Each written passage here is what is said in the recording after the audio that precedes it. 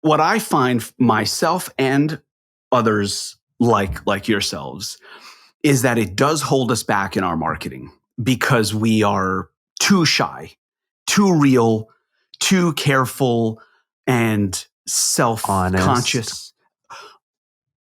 There is a way to be completely honest, but to push it toward being more attractive, I don't want to say somewhere in between, because somewhere in the middle is actually still lies.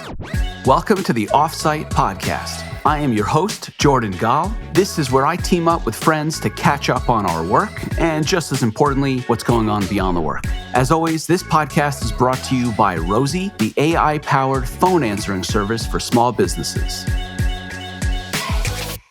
Everyone gets started in an industry in some way. You break in somehow. It might be a job, it might be an event, it might be something that happens, starting a business. For me, when I decided to leave my family business and join like the internet world, Rob was my entry point. Startups for the rest of us and MicroConf. And really what I bring it back to is your encouragement of me to apply for an attendee talk. And getting on stage, I think it was my first MicroConf. So it was like, welcome to MicroConf. Yes, you're also talking. At least it's for 8 minutes. So Rob helped me get onto the internet. My first co-host. 2015? Is it that long ago? Must have been I don't 16. remember years, but that 10 years sounds ago about right. 2015 sounds like it was a year or two ago. Yeah. 2005 sounds like it was a while ago, not 2015. Yeah. That was a good attendee talk, though. You got some good reviews. I think that was like cold email or something. Something like that. Yes. Mm-hmm. And my other co-host, Aaron, I DM'd you. I think Twitter DMs are down, but I wanted to ask you a question so that I would make a fool of myself by being wrong about this. But I think we've never met in person. I think that is correct. Okay. So I admire Aaron from afar.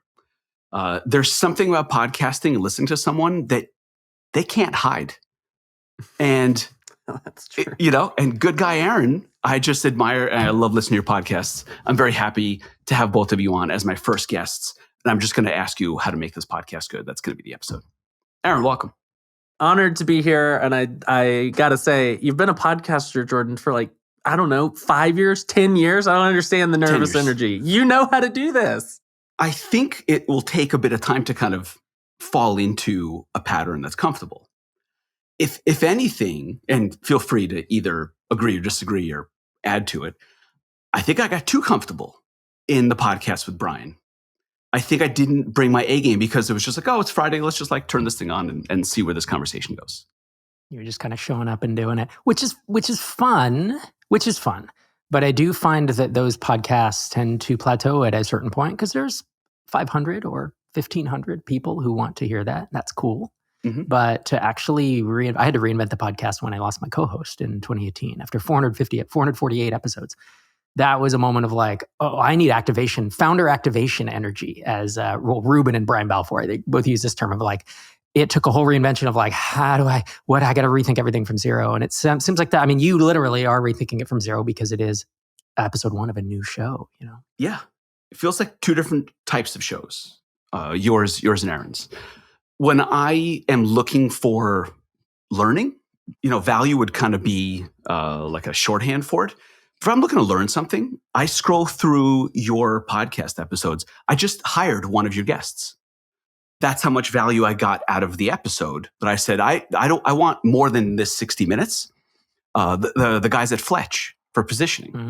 Mm-hmm. So I listen to the podcast, I learn from it, and then I say, I want. Yeah. That's right. And I say, I want more of that. Mm-hmm. So that's kind of how I think your podcast goes. Aaron, it's more of a journey story. Does that sound right?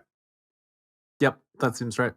Okay. Now, Aaron, that doesn't mean there's no value. I appreciate that. Yeah, so the podcast I do is called Mostly Technical. I do it with my friend Ian Landsman, and it's basically just what's going on. And I think the value there, some of the value there, frankly, is just entertainment. It's just let me hang out. I'm walking my dog. Let me hear these guys complain about Disney World. And you're not learning a lot, but it's kind of just a, hangout show. I hope that there's also value in real-time recounting of what, we're up to. Ian runs a very old and stable business, I think 20 years now. And so he provides a different perspective than I do. We call him Business Dad on the show because he's just like, what if you did everything right? And that's basically what Ian does. He's like, what if you actually filed your taxes in the correct way? And it's like, oh, wow, that's a pretty good point. And then what my business partner, who's not Ian, his name is Steve, we're like on year 1, month, 13 of running a business. And so there's entertainment there, but I hope there's also like, hey, we're trying this and it worked great. We're trying this and it worked terribly. And hopefully there's some learning there. It's not as concise and distilled as startups for the rest of us. So like value per minute, ours is way, way lower. But you do get some sort of insight that you don't get in a 40-minute interview on startups for the rest of us. So they're providing different things. Yeah, the Journey podcast, which I think this will be, some form of combination of these things, just because it's not the same co-host every time. The Arc provides a different view of things. I tried this, I talked about this, and then a month later, looking back, actually that was completely wrong, or it turns out that was right in this other way.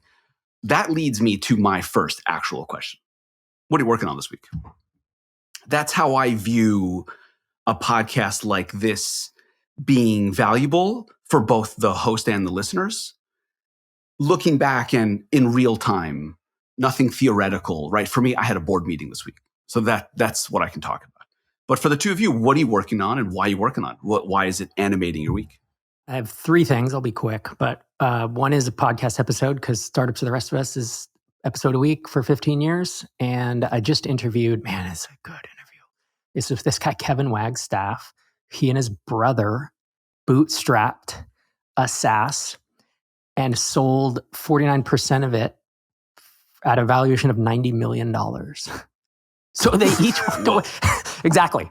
This comes out like next week. And he came to MicroConf and met the acquirer in the men's room at MicroConf in Denver. Yeah, no, it's one of the most incredible story. I talked to a lot of people and I was blown away in this episode. So, and Kevin is super sharp. So he's like one of us. I was telling Ruben, like he's one of us, like he is that, but he's under the radar still. Like I had never heard of him before. I saw him mention me on a podcast, on John Warlow's podcast about the exit. And then I was like, wait, who is this guy? Wait, he came to MicroConf? Wait, he started for the rest of us for 8 years? Never heard. $90 million. What is happening? Wait, I'm out of commission. Hold on. Yeah, I mean, 90 million times just 0.49 divided by 2 is 22 million. 22 million. Taxes each. Then they each sold another 10% at 110 million. Like, no, yeah, they're in the $30-40 million each, and they're brothers, and they bootstrapped it. I'm happy for them or whatever. That's awesome. So they didn't sell a controlling stake. They sold a minority stake. They did. So then really later they sold more. Okay, He between the two of them now they own 30%. So the private equity owns 70, and they've hired a CEO, and neither of them are working at the company anymore. Cool. Yeah, it's software it's SaaS for home inspectors. And it grew exactly. Every moment of this, I'm like, how did you? But it only took you 6 years. Like they started in like 2017 or 18. This is not a 15, 20-year business. So anyways, that's why I love. All right. See you later. That's awesome. I know. I'm like, okay, man. She's great. So you have an episode coming out, or you're recording that episode? Yeah, I recorded the intro for it, and that goes out, I think, next week. The other thing that do you have to suppress like a little bit of hate, like as no? I feel so. Yeah, come on. That's actually not. Are you talking to me? Yeah, I genuinely don't feel that. So you're worth so many more times than I am in terms of net worth, and yet I am happy for you, truly. Yeah, hell yeah. And then this YouTube video, man, I put out most popular YouTube video of all time on our channel, maybe except for like Jason Cohen's. So maybe it's the most popular in the first 2 or 3 weeks. It like took off like crazy. And the comments on it was something like 7 startup ideas I would never build. And so, my list, right? It's like B2C, 2-sided marketplaces. I don't know, I had a bunch of other things that only take 1% of GMV. And I specifically say for bootstrapping, right? If you're going to raise venture, go do these things. The comments, 225 comments on this thing. and it starts off really cool because it's our audience, and then it goes really bad really quickly because it's YouTube and outside of this guy doesn't know what he's talking about. He's just trying to sell a course. That was my favorite one. It's like, yeah, that's all I do, bros. I don't give anything away for free. Boy, I feel that. Chapter 1. I'm a course boy. Yeah, that's what I do. So I did a reaction. I think I've done one reaction video out of like 500 videos on our channel, and this is a reaction video to those comments I just recorded. You are a YouTuber. I totally am. Producer Ron's like, do you want to do a reaction video? I'm like, I don't know. Probably not, but let's try it. And then I got really... What is it? Exactly. Yeah, can you... So I asked my 19-year-old, and they sent me... So we'll see. I don't know if I'm spicy enough is my big concern. Well, I was going to point out that the video is from a negative point of view itself. Right. It's not 6 ideas that I would do. It's 7 ideas that I would not do. Yes. It's almost like inviting. I mean, this is the definition of clickbait, right? It is inviting disagreement, and you got it. I think so. And then the other 20 videos we put out with similar titles get no engagement. And so there's thanks, social media. Mm-hmm. So that's the week. So very media driven. That's what I enjoy. That's my favorite part of my job, actually. Yeah. Is doing that and books. That's the third thing is I'm working on my 6th book. I was going to ask you what your job is now. My job now is podcasting, YouTubing. No, it's also like Microcom TinySeed, but like Tracy Osborne she's the head of product, and she really runs the day-to-day operations. And so I weigh in and I'm the face of it, but I don't have operational responsibilities, which is exactly where I want to be right now. It's my best life. Rob has become a VC who just...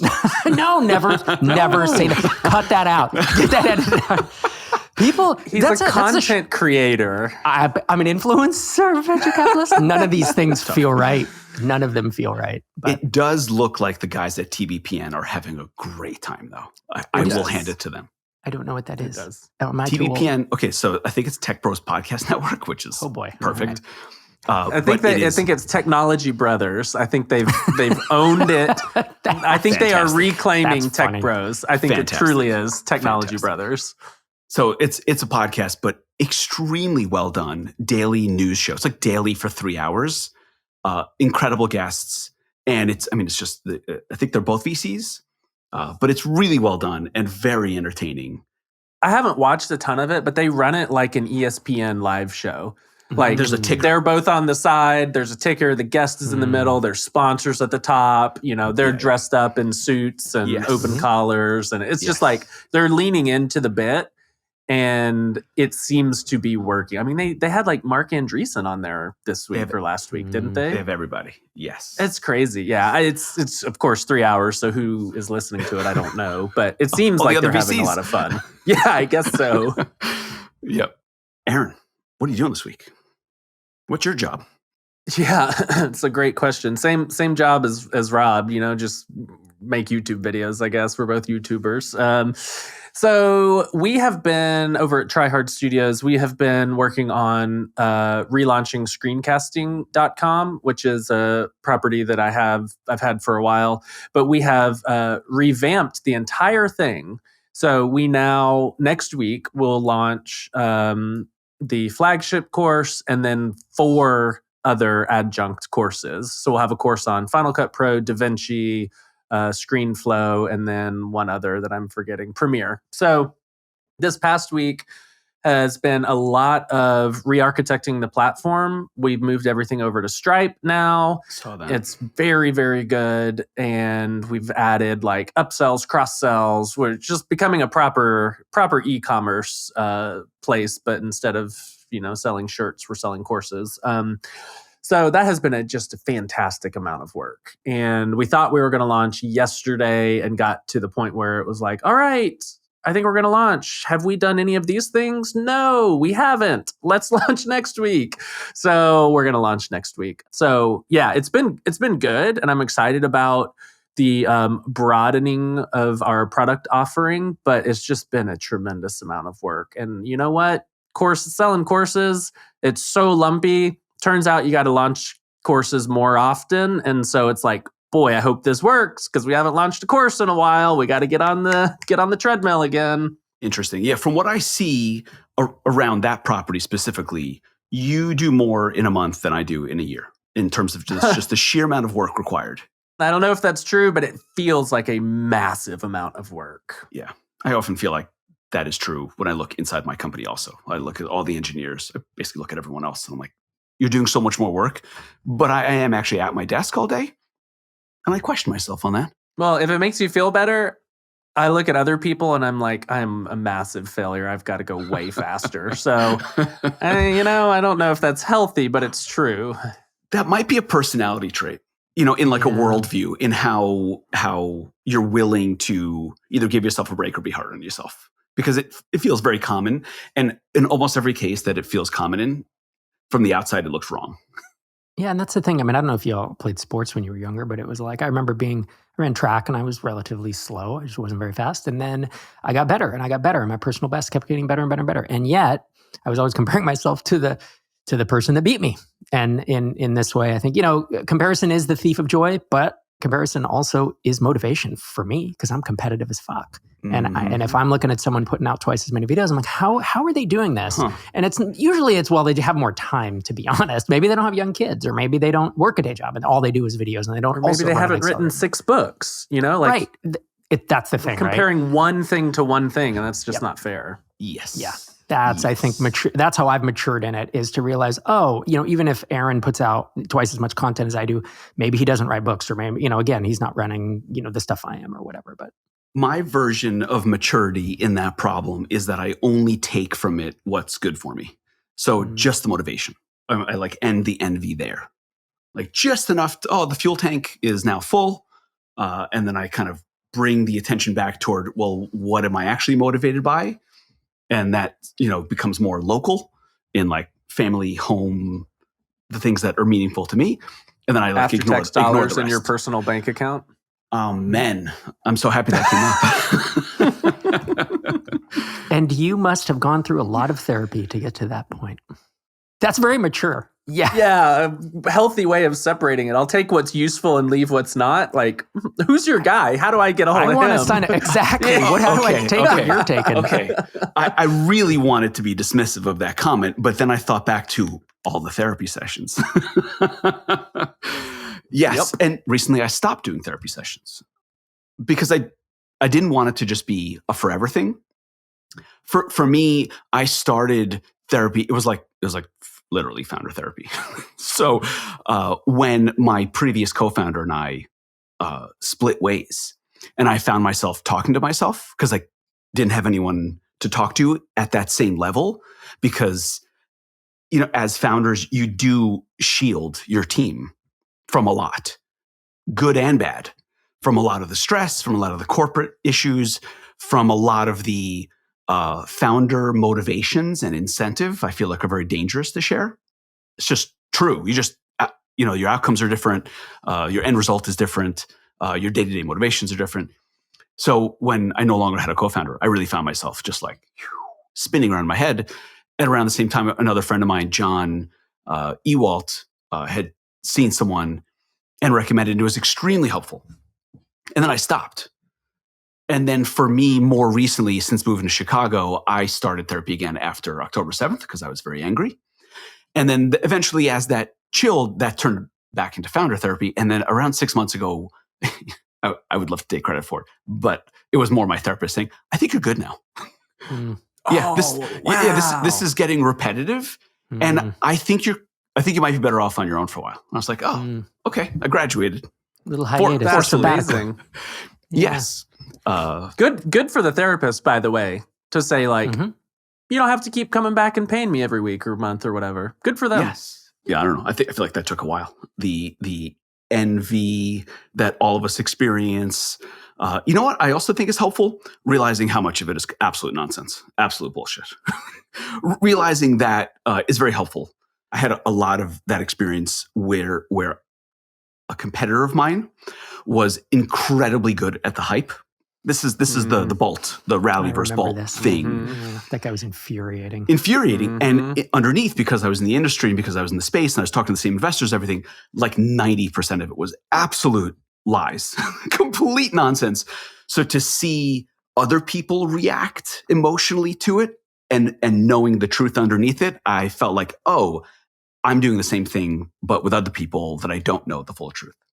That the number of signal messages that I send to folks like Ruben and Einar about tweets on the internet that I'm like, this is completely fucking fabricated. Like, this is preposterous. And I'm infuriated it's getting this much engagement. Like, social media is a net negative for me because because I see behind the curtain and I see the matrix and I know enough people and enough things to know this is made up. That's just not true. You can just say shit on the internet and they believe you. It's that part of the internet kills me, actually. I'm kind of glad I don't know all the behind the scenes because that would make me furious. It's not the best. No.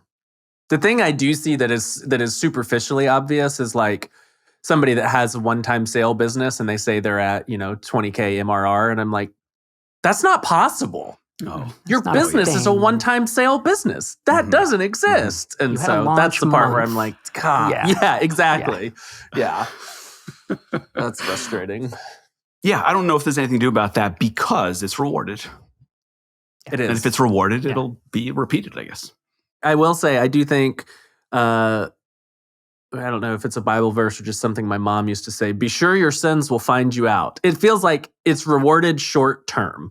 But then people like Rob and Einar and Ruben are texting about it, and that doesn't end well, right? If people know that you're faking it or a fraud, the group chats behind the scenes are like, can you believe that this person is saying this thing? I'm putting them on my list of never hire, never trust, never work with, that sort of thing. So I know that bad guys win all the time, but I do think that there's some part of like justice is long and will come for you, I think. Yes. I think overall, yes. I think people have difficulty with it in VC world because you see the same person raising money. And if that feels like a reward, so that kind of bothers you. And then that drives the bad incentives around, well, get the hype. That guy, Roy from Cluely. It's cheat on everything guy? Yes, cheat on everything, yes. Talk about being mad. That makes me mad. Okay. I think that's a great example of this, weird cycle. It's almost like he understands the cycle better than we do. Mm-hmm. And he understands, this is easy. Mm-hmm. All I need to do to engineer attention is just be awful. Yes, make people mad. But does he understand it or is he willing to do it? Because, you know what I mean? That's the thing. Like, all three of us could go online and say preposterous shit, and I could make stuff, I could lie, I could make stuff up. In fact, I saw someone call themselves, well, just say a number, I'm the $50 million CEO. And it's like, what? But you don't run a company that, like, what does that mean? Mm-hmm. But you're just saying it. It's like, you don't run a company that does 50 million. You've never have in your life, but what?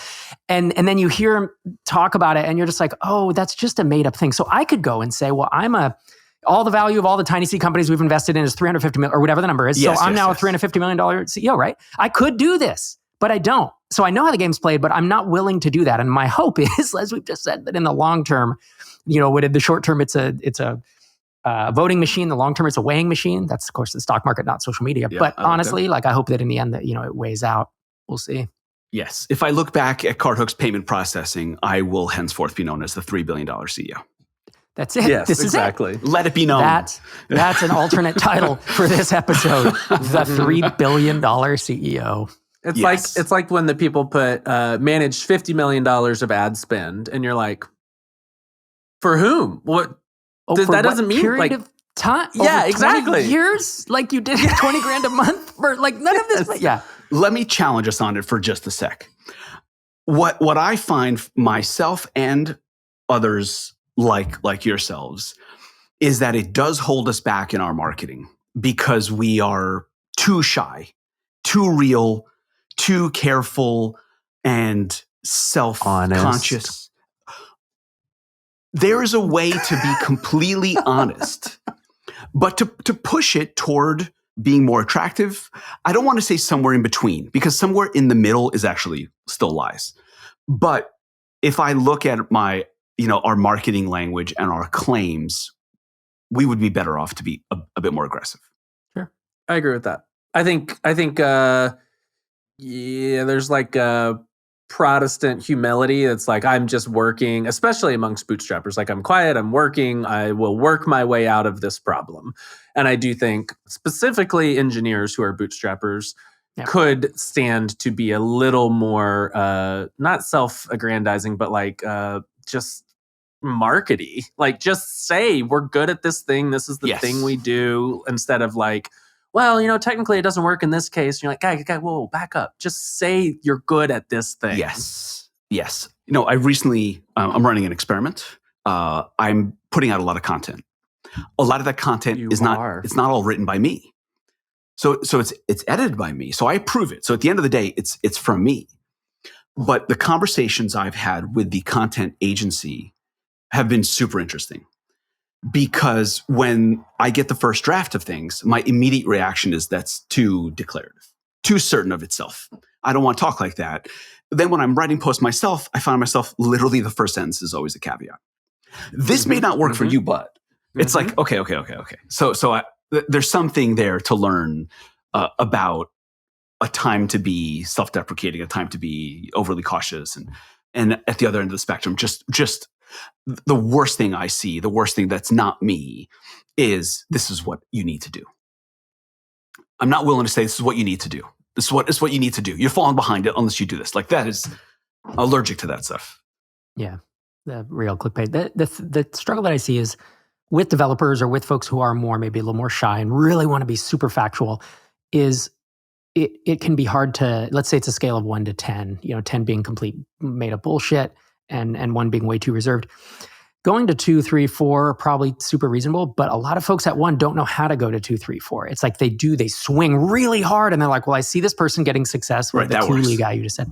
That works. So I'm now going to try to be the Cluely guy, right? Or the sweaty startups guy. And it's like, please don't do that. Like, don't be the sweaty startups guy. No. The mute button is very important for your life. Yep, it is. So I want to talk about what I did this week, and then let's see if we can find some connection. Right, Rob, I don't think TinySeed companies do board meetings. No, just the ones who've raised from subsequent rounds from venture. Right, I was going to say institutional, but you are technically institutional. Yeah, but yeah. But you don't take board seats? No, they don't have a board. No. Okay. Yeah. And Aaron, this stuff is a foreign language to you. Like other bootstrappers. Do you guys do quarterly board meetings or? No. I understand the language, but I don't speak it. No, we don't do any board meetings or anything like that. I talk to Steve four times a day, and that's the board, but no board meetings. Board meetings are new to me. With this company, it's the first time I've ever, had someone from external on the board. And then this quarterly cadence is super interesting. And I thought as a bootstrapper that I would hate it. And I actually really like it.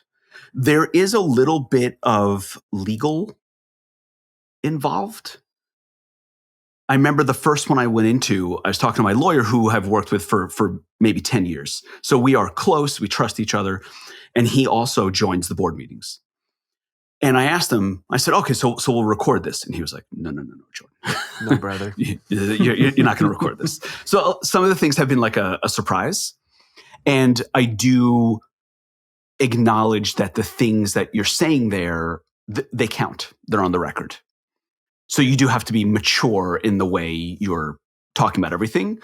And there is a push, there is an incentive to make things sound good. That is the truth. That's probably the one thing that's more difficult that I would like if it was an absolute, raw, honest, these are all the bad things. But it's not quite that. I still find it really valuable. I sent a tweet out a few days ago. The morning of the board meeting, and I wrote, it's a lot more fun when you're growing fast, because I had board meetings for like 2 years where it was really not much good news at all. It was, yes, this deal closed, but this one didn't, and this one churned, and now we're here, but we need to get there, and here's the new plan. And that was literally a sweaty experience. I would leave like with body odor. Like, okay, that all the stress came out. Still valuable, but a lot more fun when it's good. So that's really what I worked on. The presentation we're kind of good at. We know where to get all the data. It's really useful because you look back. And if so, it forces you to look at your previous slides because you're literally copying and pasting your previous slides. So and you're changing numbers and you're moving over from last time to now this time.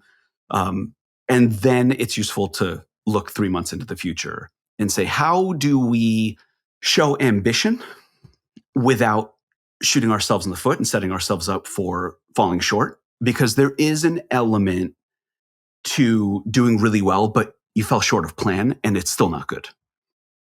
So it's an interesting thing.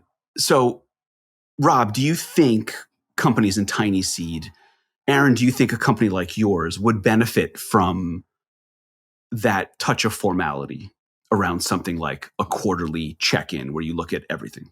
Yeah, not that intense though. I don't want them to have to build decks and do all that like I've seen. Because I was a part of the board meetings at Lead Pages after they acquired Drip. So I've been in venture-backed board meetings that were going well and those that were not going well. And I do think, I mean, much like, so with TinySeed and frankly, all of my investments, it's like, hey, I'd like a monthly update email that kind of says, hey, here's the highs and lows and the problems and the asks and the successes and this and that. I don't think everyone needs to do that, but I do think it's a nice discipline that gets you to reflect for 15, 20 minutes and send a plain text email that has all that stuff in it, right? I think a quarterly check-in for TinySeed companies would be great.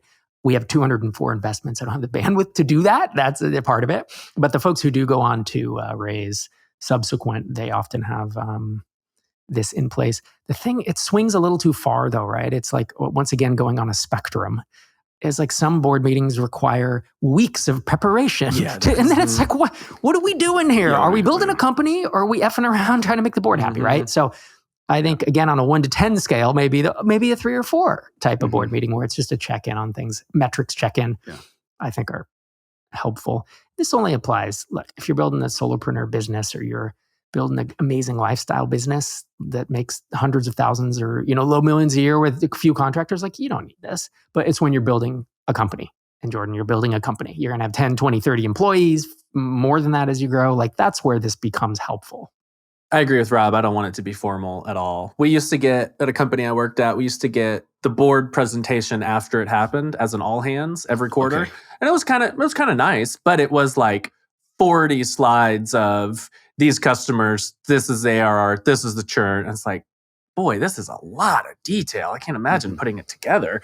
And it did feel like they were always like prepping for the next board meeting, like a month and a half out. And I'm like, well, there's not that many months in a quarter. So do you guys ever not think about a board meeting?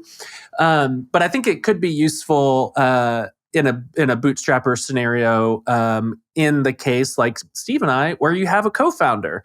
Because, as much as Steve and I talk, like I said, multiple times a day, it would be nice for us to have like maybe it's just the beginning of the month. Here's the plan for the month. And let's look at the plan for last month. And were we too ambitious, not ambitious enough? Did we get sidetracked? That sort of thing. Because I think what Steve and I run into is we're both contributors, like individual contributors working on the things. And we can get heads down and forget or ignore like the bigger picture direction that we're trying to work towards, which puts us in May without having, shipped a new course this year because we're like heads down working on all these important things. And we look up and like, well, crap, we need some money. So I think doing that once a month, I think for Steve and I would be still super valuable because there are 2 of us and we're working on, separate but similar things. Do you have a spreadsheet? Do you do projections like here's what we want to do for the year? No. I mean, we've talked about what we want, like how much money we want to make, but we don't have we haven't broken it down to like this course, that course, this product, that product. No, not Right. at all. Do you do something like a bookkeeper? Or do you just run through everything through accounting and account at the end of the year kind of thing? We run everything through Mercury and then we have a proper CPA that handles the rest of it. We don't have that many transactions. It's pretty easy for us. Right. At this It's point. like, it's not that many lines. Okay. These Gus- products. Gusto and revenue. Mercury, and that's about it. Yeah. Yeah. Which is kind of nice. I don't like formality, but I like a spreadsheet. Yep. Yeah. So I always we have this Google Doc that are projections. And then underneath I duplicate and I just have like optimism 1, optimism 2, optimism 3, pessimism, like, bad case. And I'll do like, higher ad spend, ludicrous ad spend, because I just want to understand what the drivers are. And I play around. And then I have one called reality. And that's the one that I update where I'm like, this is actually where we are. And I often then delete all the other tabs and then start duplicating based on the reality. So I'm kind of tracing reality and then playing with scenarios that go off of there. And I think for me, what that does is it keeps me calm around runway. Because if you run an unprofitable business, the only thing that matters is staying alive. And so the only thing that matters is just don't run out of money. And I see that as the foremost job of the CEO in this type of company is just make sure there's enough money in the bank. Pretty much. Yes. And I don't know how to compare myself to others and how I'm running that. So I often ask like my VCs, it's like a personality driven like spreadsheet and decision-making process. So when I pivoted, I think I pivoted way earlier than others would have pivoted. So I pivoted with millions in the bank, and other people are like, well, now that we have 3 months left in the bank, let's pivot and cut. And I did that like way sooner. Rob, your business is, speaking of lumpy, that is right. There isn't like a, Stripe revenue line that moves up and down. It's just not like that. No. And it's a challenge because I'm used to running SaaS, which compounds MRR month over month, always up and to the right. Like those are the businesses I've written in the past. It is. And it's not like it happens on its own. It's a huge there's a reason I also don't do it anymore because it's so freaking hard. TinySeed makes money on management fees. And so we raise a fund and then we have one could say, well, you have solid straight revenue for 3 years, but one could also say you're completely stagnant and flat for 3 years. And I had to really get like, oh, I can't just spend more money. The budget is the budget. That's all the revenue coming in. It's a really interesting thing. And then with MicroConf is different, but also MicroConf spiky because it's tickets and it's signups and this and that. And we have staff for that. So yeah, it's a different game, but it's not so big. See, we're not burning money like you are. That's one big difference is you want to grow as fast as possible and you have this funding and you're burning.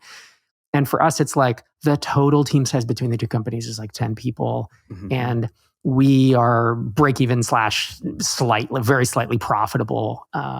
So it's not as complicated as it might sound. I say is we have a full-time ops person who's also a full-time bookkeeper. And, it is complicated. It's just obfuscated from my point of view, I do see some analogy to running a venture business with the scenario you just described, because my income is stable.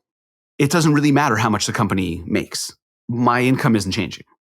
So it is my management fee. Here, you manage the company. This is how much you make a year. And then look at the asset that you are responsible for and make those numbers go up. It's not really directly connected to your income. It is connected to your outcome, not your income. Is either huge. Your outcome is either huge or it goes to zero, probably in the game you're in now. It is very strange in that way because everyone tells you it's so unlikely, this, that, but you're just driving toward an outcome and then you're responsible for maximizing that outcome. But you also have to layer in your own like self-interest. It is a bit of a puzzle on how to handle that. Because if the company sells for $50 million, I do really well. But the investors don't, and the employees don't. If it sells for $250 million, it's a party. Everyone does really well. If it sells for more, then it's a different thing. So there are like these like strata of outcome, but there is an element too. If there is an outcome, you kind of win. It's just what degree of winning. Mm-hmm. And I think maybe I like that. I like okay, here's your nice stable income. Take care of your family. Don't complain. And then, start rolling the die and see what kind of outcome you can hit before you run out of chips. I'm just going to stretch this analogy all the way. Yeah. Aaron, do you think about an outcome? Do you think about income or both? I'm split right now, primarily thinking about income. And the reason is I don't think what we currently have is sellable for any sort of outcome. What we currently have is a glorified personality business. I mean, I think everything we do is really high quality, and I take a lot of pride in the education aspect of it. But at the end of the day, the business is me.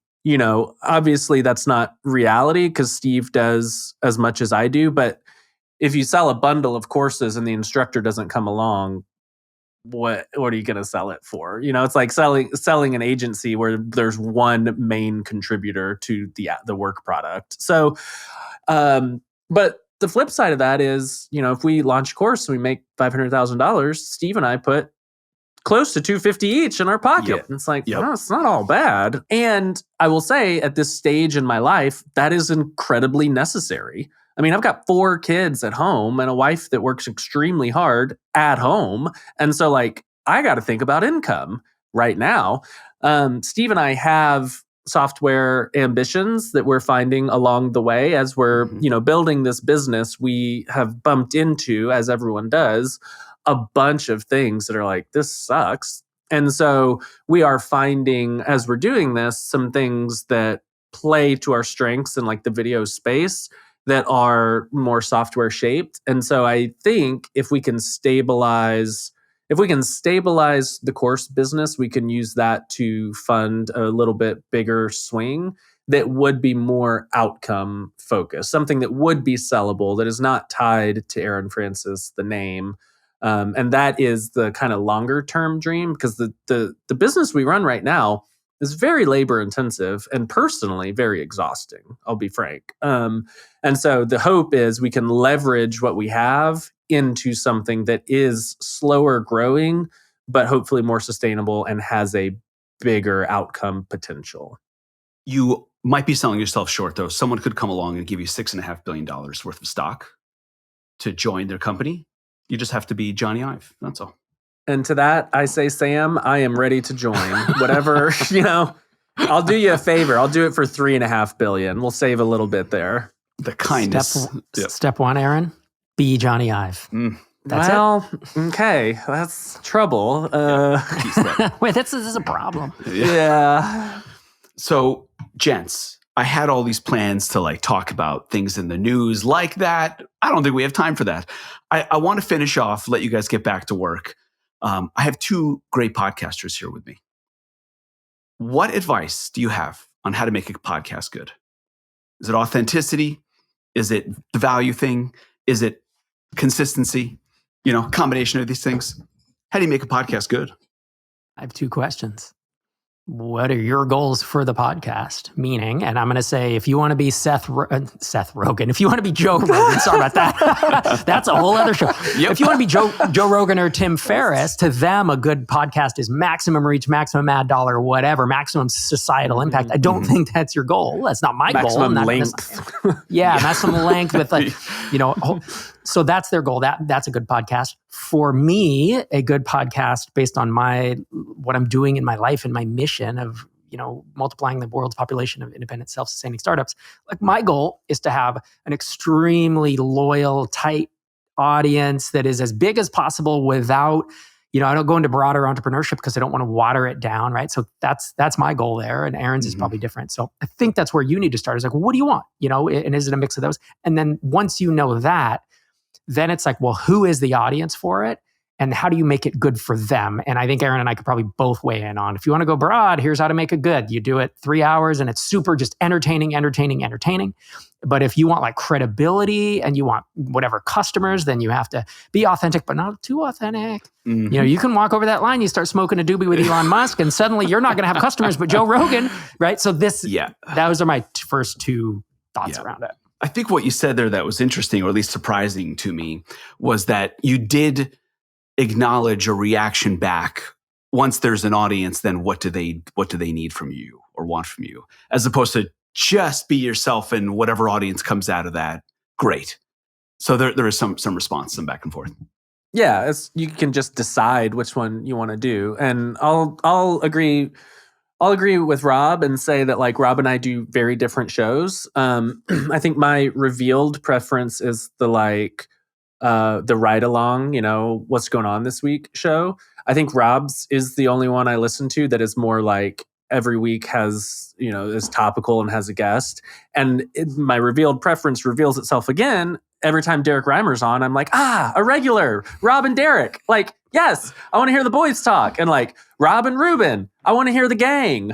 And so even in, Rob's more topical show where ours is more rambly, I still like the storylines. And so Rob is correct. You have to decide what you want to be, but I'll talk to you as if you want to be what I'm doing. And you can disregard this if that's not what you want to be. I think the thing that you need to be careful of as you're doing this is I'm going to tune in and I'm going to want to hear what's going on in Rosie, what's Jordan doing.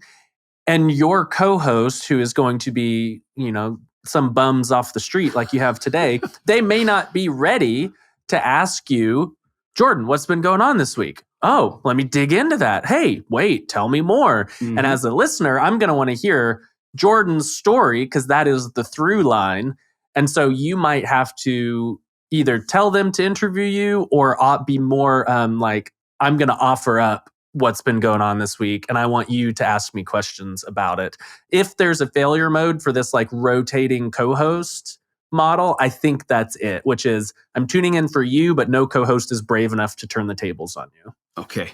I think that's great advice. I do think I will end up more toward the ride-along narrative version of things. And I tried to dig into what my preferences were also over the last, few weeks when I had time off. But that's a great point around that. I think I can manufacture that depth in the story through repeating co-hosts and also, creating segments that are like, well, I guess the what are you working on this week was kind of an attempt toward that, but I should not be shy to dive into more details. In fact, you might lead that segment. You might start with this week at Rosie doing this, this, and this. Co-host, what have you been up to? Mm-hmm. Because at the end, like, I think you as the main host are going to feel comfortable directing the conversation and throwing it across to the other one. When they finish their update, if they go first, they're not going to be like, now Jordan, let me ask you the same question. And so it's going to be like, okay, thanks for the update. I guess I'll go now. And it's like, oh, that feels kind of weird, doesn't it? Yeah, very, very interesting. I'm going to think about that. Yeah, I want to chime in there because I think updates are super interesting when interesting things are happening. But we both know that building company, you see every update podcast I've ever listened to, aside from, there's a handful that keep going, but they last a few years and then they go away because you're just not doing interesting things 52 weeks a year, sure, 10 years in a row. It just doesn't. Mike and I, Startups for the Rest of Us started as an update pod. You go back to listen to the early ones, it's he and I talking about our experience. And then after a year or two, I'm just like, dude, maybe I do an interesting thing once a month, maybe. And then it's like, I can't even talk about these things because I'm like going to sell the company and it took me 6 months to do that. So there were 6 months of me, Han and Han, like, I don't know what I'm doing. Meanwhile, Mike is doing a Google audit for a year and you're like, we can't keep talking about this. Yeah, exactly. That's exactly right. So what I'm saying, Jordan, is updates are the best. I love them. But you have to make the podcast interesting without them. Mm-hmm. And you saw the pivot, episode 449 of Startups for the Rest of Us, where I still talk about stuff, right? I do solo episodes. I talk about burning out. I talk about things, but it's not every week. It's not every, it's listener questions. There's Q&A. There's like 6 to 7 different episode formats. I'm not saying you have to copy that model, but I realized quickly early on, although those, to me, that is some of the best content, you don't have 45 minutes of that content 52 weeks a year. Mm-hmm. So how do you think around that and not force it? Because I've also been in that where I was forcing it and I'm kind of not making things up per se, but like really dwelling on things that can be done in a sense or two. Yeah. And it's that part is exhausting. When you come to an update show and you're like, God dang it, I'm still trying to do this thing that I've been talking about. Now I'm depressed because I've said that for 4 weeks in a row. Yes. That part's hard. Derek Reimer talked a lot. When he just decided to leave, what was his show with Ben? Art of Product. Art of Product. He was like, I just can't do the updates anymore. Like, I just don't have it in me. Man. And that was it. That's it, right? And that's always the reason why they tend to go away. Yeah. My going in, literally in the notes that I had for this first podcast was really a split between these updates and these like takes on more topical things. Because depending on the show and what's going on in the business, it could be weighed toward one or the other. Right. So it's easy for us to just kind of yap and take up time. And I don't think we want to be here for another hour or two. But that's the general thinking on that half or that split won't be half. It is part of what made the podcast with Brian and I start to go stale. I really didn't have that much to talk about. Mm-hmm. Especially when things were just not going well with Rally, where it was like, I don't know, like just say the same thing again this week, or what I'm trying to do. So I hear you on that. I have a bit of the opposite problem right now, where I feel like if I give my very honest updates, it's going to sound like bragging because things are going really well. And I don't like to do that, but it is a lot more interesting when things are going well. Right. Talking about scaling up to 100K a month in ad spend. Okay, it's interesting. It's not bragging. It's kind of an interesting experience I've never had before, and I can talk about it. Yeah, totally. But if you're like, hey, this is what I'm learning, you're not going to come across as braggy. And Jordan, you're going to have plenty of updates that are going to be catastrophic. So it'll even out over time. Every week you're not going to come on and humble brag. So while the sun's shining, you're going to make hay in terms of your updates. And then when it's not, you're just like, hey, it's maybe not going as well as I thought. So in my work or in my business, it does feel like a lot of things I cannot talk about publicly. Sometimes I don't know who it was with, but I did a podcast recently where I talked about our advertising strategy. And then I hung up and I listened to it, a few days later. And I was like, I cannot talk about that anymore. That's actually revealing too much and I can't talk about it. And then, that sucks because that was an actually interesting topic to talk about. How we went about finding the advertising agency, what I said to them and why it's working. Like, okay, it is interesting, but I can't talk about it. Do you feel like yours really lends itself to just the more you share, the better off you are? I think on the spectrum, I'm much closer to the more you share, the better off you are. Again, because of the unique amongst the three of us, not in the world, the unique shape of our business, which is basically I am the top of funnel. Like as an individual, I am the top of funnel for our business. And that is, that benefits from me being on podcasts and writing and tweeting and like making YouTube videos and all of that.